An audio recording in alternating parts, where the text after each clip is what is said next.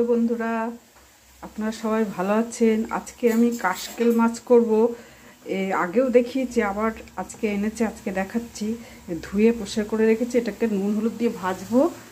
আর এখানে একটা মশলা এখন বাটছি, আজকে শিলে বাটবো। সামান্য 2 কোয়া রসুন, যেহেতু মাছ কম মশলা কম, আর সামান্য 1/4 ইঞ্চি আদা, আর একটু নুন আর সর্ষে, এটা এর সঙ্গে একটু লঙ্কা দিয়ে বাটবো।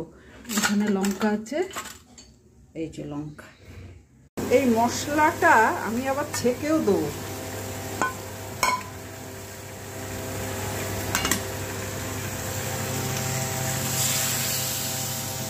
এই যে ধনের গুঁড়ো, হলুদ, কালো জিরে দিয়ে দিয়েছি। আচ্ছা, কালো জিরে ফোড়নে দেয়নি, জলের মধ্যে দিয়ে দিয়েছি। কপি চৌকো চৌকো করে বড় বড় কেটে দিলাম, আর একটু গোলমরিচের গুঁড়ো দিলাম। একটু রঙের জন্য কাশ্মীরি, ফ্যাকাশে লাগছে বলে কাশ্মীরি লঙ্কার গুঁড়ো দিলাম, ধনেপাতা দিলাম।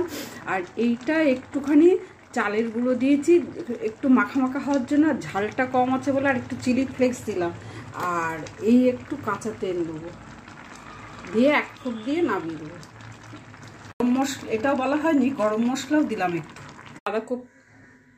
মাছ বাঁধাকপি দিয়ে কমপ্লিট হয়ে গেছে।